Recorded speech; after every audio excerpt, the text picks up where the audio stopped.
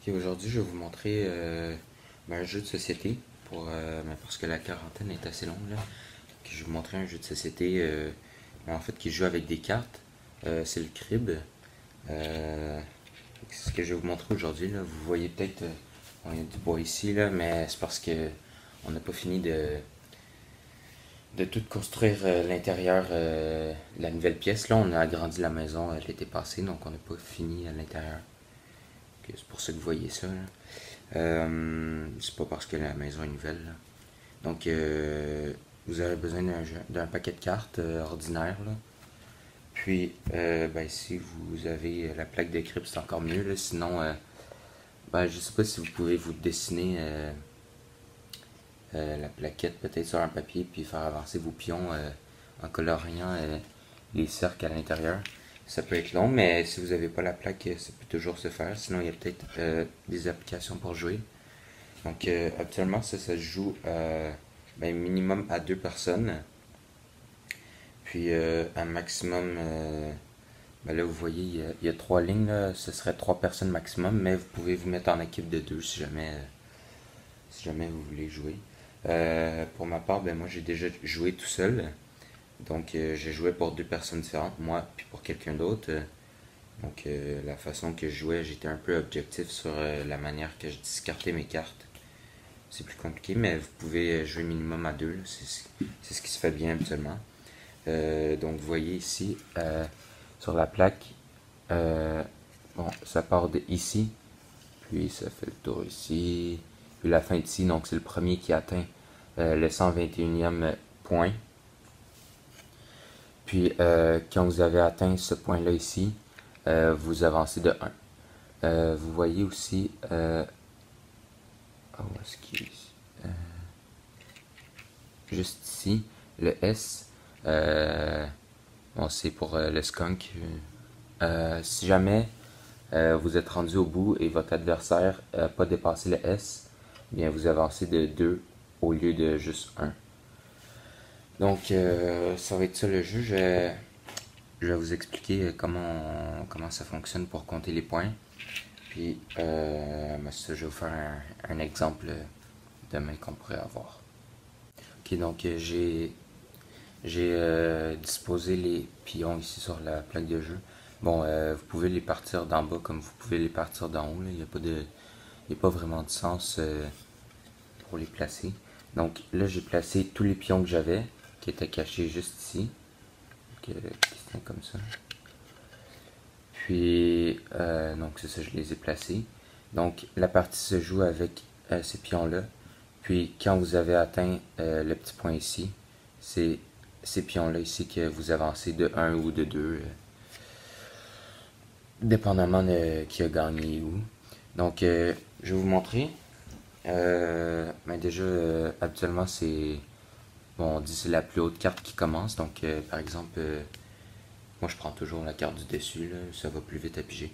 Donc, par exemple, un 8 de cœur, puis admettons la prochaine personne pige un 4 de cœur. Donc, ce serait celui qui a un 8 de cœur qui commencerait. Donc, pour passer les cartes bien comme il faut parce que c'est important. Là. Puis, je vous explique. Dans le fond, celui qui a la plus haute carte, c'est non seulement celui qui commence, mais c'est aussi celui qui va avoir le crib. Donc, je vous explique.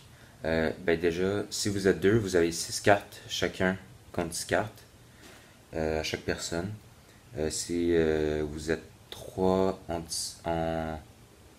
on donne 5 cartes chacune. Je vous explique.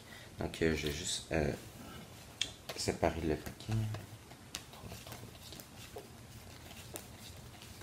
Ok, donc, la personne qui commence, c'est celle qui se fait distribuer les cartes en premier. Donc, c'est l'autre qui brasse puis qui distribue les cartes. Donc, quand vous avez distribué les cartes, vous coupez le paquet en deux. Voilà. Puis, c'est cette carte-là qui va être retournée à la fin. Donc, c'était comme ça ici. Donc, vous faites juste la mettre en dessous. Voilà, par-dessus comme ça. Puis, vous laissez de côté pour le moment. Donc, ça ici, ça pourrait être les mains d'une personne. Donc, il y a 6 cartes. Comme ça ici. Puis, je vais vous expliquer, les points se comptent en 15, puis ensuite et en pareil. Donc, par exemple, ici, ben, dans le fond, à chaque main, il faut que vous soyez capable de faire le plus de points possible. Donc, ici, on a 2 points. Donc, vu que c'est deux pareils, c'est 2 points. Un 9 et un 6, ça fait 15. Donc, moi, ce que je ferais, je garderais ces quatre cartes-là, puisqu'on a 15 qui fait 2 points quand on compte 15. Donc 15, 2, 3, 4. Donc on aurait 4 points. Dans le fond, vous avez aussi les suites. Moi, je compte les suites Dame, Roi, As. Là. Pour moi, ça marche. L'As, on le met après le Roi. Là, j'ai pas de Dame. Mais dans le fond, sur le paquet qu'on a laissé de côté, on va retourner une carte. Puis si jamais ce serait une dame, on pourrait avoir valet, dame, roi, as. Mais là, on essaie de garder le plus de points qu'on a déjà dans notre main. Donc moi je garderais ces cartes-là. Donc ça c'est pour cette main-là. Ceux qu'on ne garde pas, on les met de côté. Ils vont faire partie du crib. Donc celui qui a le crib, c'est celui qui avait la plus haute carte. Après avoir compté ses points à la fin de la partie, il va avoir un deuxième paquet à compter. Qu'on prend ses cartes qu'il a discartées et les cartes du joueur adverse. Donc, le joueur adverse, par exemple, on aurait ça ici, par exemple. Donc, moi, je les place toujours en ordre pour avoir un meilleur aperçu, là. Puis pour les suites aussi et tout. Donc, ok. Donc, ici, il y aurait une suite possible avec le valet, la dame. Même chose pour le 2 et le 3. Donc le 6, selon moi, serait inutile à garder. Donc je le mettrai avec les deux autres cartes qu'on a jetées tout à l'heure. Puis je jetterai soit le 2 ou le 3. Je pense que je jetterai par exemple le 2. Donc, quand on a fini de jeter nos cartes à partir des deux paquets qu'on a, on avait laissé notre paquet ici. Donc on va retourner la carte du dessus. Donc là ici on a un 10. Donc il va juste nous servir à la fin du jeu. Bon, si jamais ça avait été un valet, celui qui a tourné la carte, c'est celui qui n'a pas le crib. Donc c'est celui qui a distribué les cartes. Donc s'il avait tourné un valet, on aurait immédiatement avancé de 1 point. Juste ici.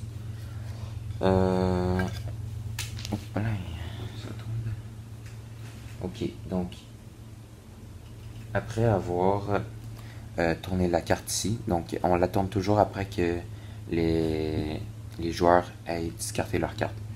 Donc après avoir fait ça ici, puis après avoir discarté les cartes, donc ça ici c'est les cartes qui ont été discartées, on les carte à la fin pour celui qui a le crib. Donc c'est celui qui a pas le crib qui commence. Donc c'est celui qui a distribué les cartes qui va commencer à jouer. Selon moi, c'est comme ça que je joue à tous les jours.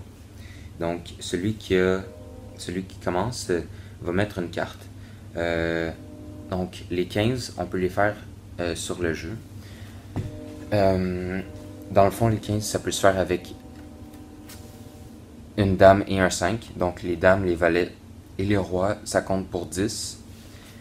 Mais dans les suites, ça marche pour une suite. Là, ça peut être valet, dame, roi, puis ça fait une suite de 3. Les suites, c'est obligatoire d'être minimum 3. Donc si jamais on discarte une dame sur la table, puis que mon adversaire discarte un 5, ça fait 15.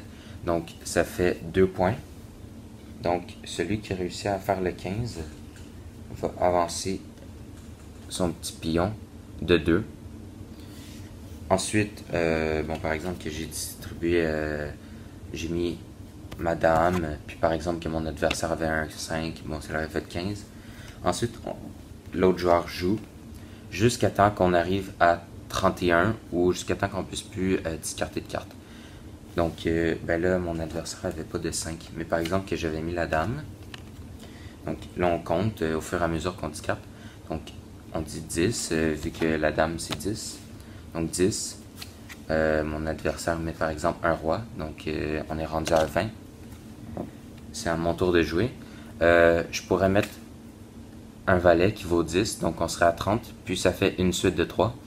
Dame, roi, valet. C'est pas obligé d'être en ordre, mais ils doivent se succéder. Donc, on est rendu à 30, puis j'ai une suite de 3, donc j'avance mon pion de 3. C'est toujours ceux qui font les points qui avancent leur pion. Ceux qui font pas de points, ils avancent pas leur pion. En fait. Donc, on est rendu à 30, c'est rendu à l'autre joueur. Puis personne ne peut jouer parce qu'il faut se rendre maximum à 31, puis personne ne das. Donc, vu que ça se finit à 30, celui qui a discarté la dernière carte, il avance son pion de 1, de 1 de plus. Puis ensuite, on recommence. Par exemple, je pourrais mettre un roi, mon adversaire mettrait une dame. Donc là, on serait rendu à 20. Quelqu'un met un 9. On serait rendu à 29. Plus personne peut jouer, on avance le pion de 1. Ensuite, on recommence. Par exemple, 6. Puis on rajoute un 3. On est à 9. Puis personne n'a de carte. Donc, celui qui a discarté la dernière carte avance de une place. Vous pouvez aussi faire des points, pas seulement en faisant des suites, mais en faisant des 15. Donc, mettons, quelqu'un discarte un 10. Le prochain, il met un 5, ça fait 15. Si quelqu'un rajoute par-dessus un 5, donc ça fait 10, 5, 5. Vu qu'il y a deux cartes pareilles qui succèdent, ça fait 2 points. Si l'adversaire avait mis un autre 5, ça aurait été 6 points pour lui. Donc on a avancé de 6. Puis si l'autre avait mis un autre 5, je ne sais plus c'est rendu à combien, mais si ça se fait là, a rendu un autre 5, je crois que c'est 8. Je crois que c'est 8 points que ça donne. Parce que je peux peut-être essayer de vous montrer.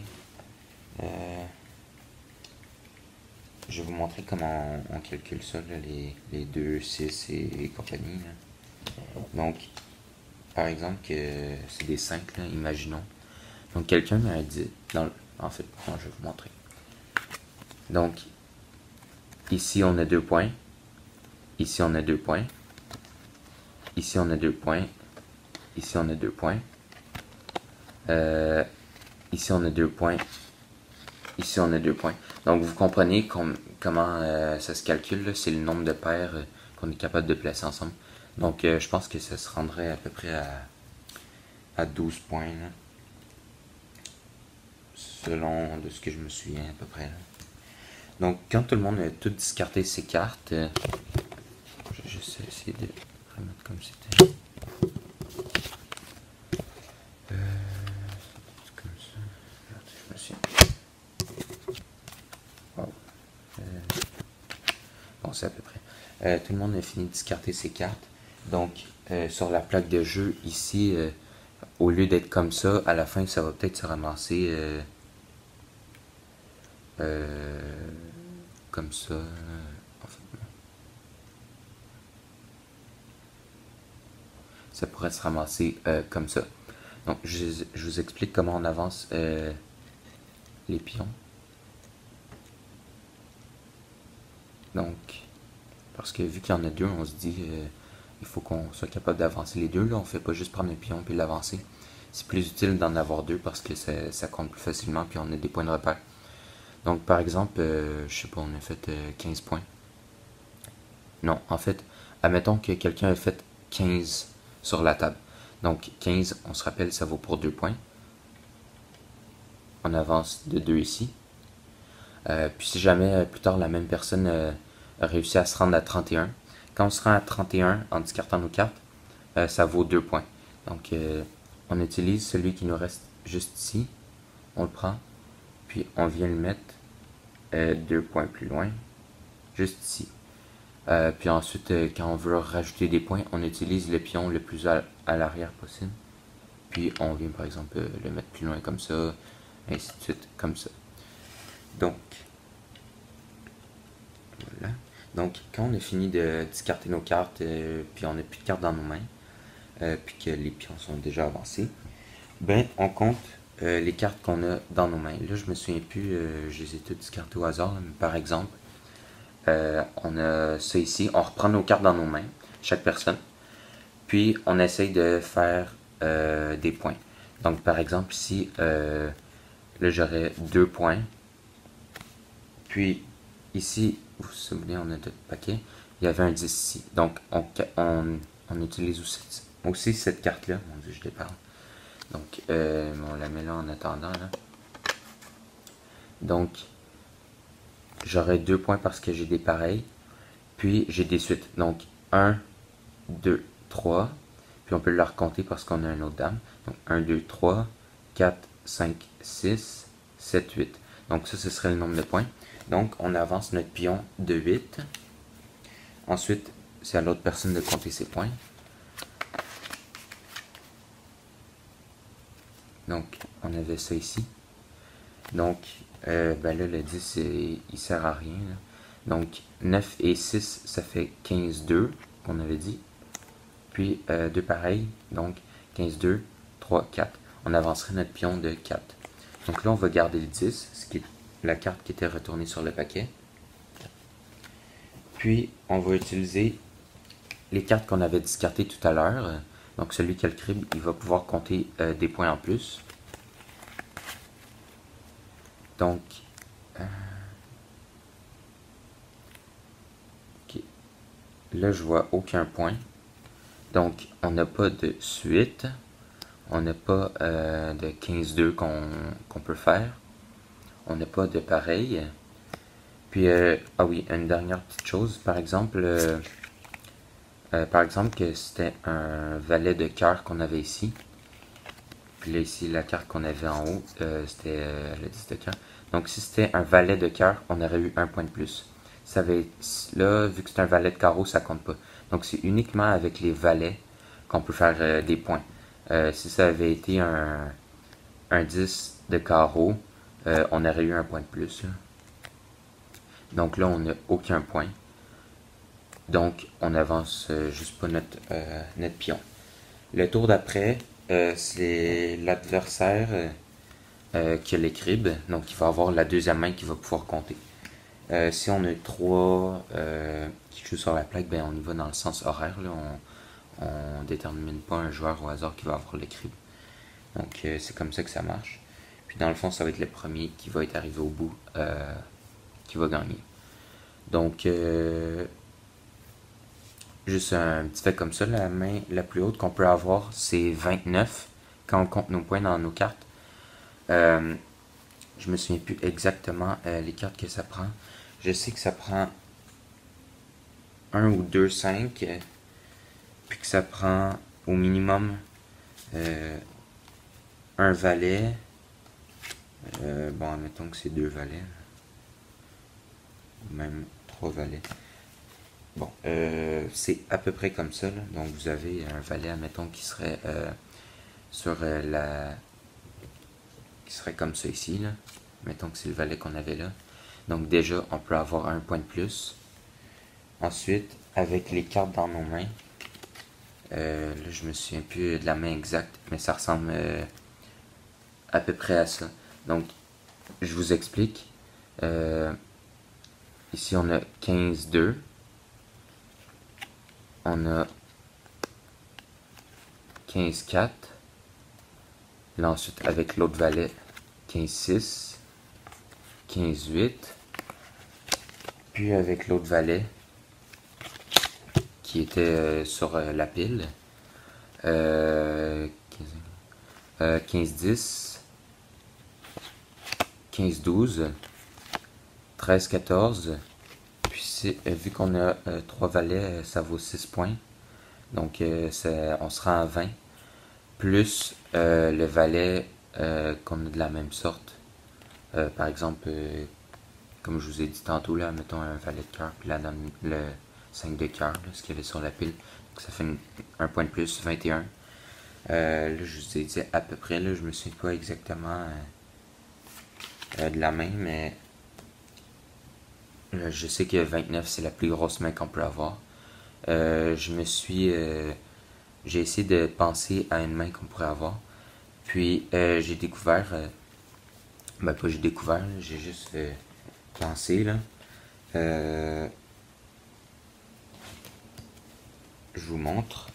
Donc, par exemple, que sur la pile, c'est un 9 qu'on a, comme ça ici. Puis que dans nos mains, on a 2 7 et 2 8. Donc, je vous épargne le comptage là. Ça fait 8 points direct. 8, 9, 10, 11, 12. Puis avec ça, vous comprendrez que là, on est à 12, 13, 14, 15, 16, 17, 18, 19, 20, 21, 22, 23, 24, 24 points. Donc ça, c'est le pointage le plus haut que je me souvienne, que je me suis imaginé. Donc, ben, j'espère que vous avez aimé la vidéo. Là. Je sais pas si c'était très clair, mais sûrement que vous pouvez aussi trouver sur Internet ou bien si vous avez des instructions qui viennent avec votre plaque ou bien sur Internet, même il y a des applications pour jouer en ligne, je pense. J'espère que vous avez apprécié. Si oui, n'hésitez pas à vous abonner. Puis, ben, c'est tout pour aujourd'hui. Ciao!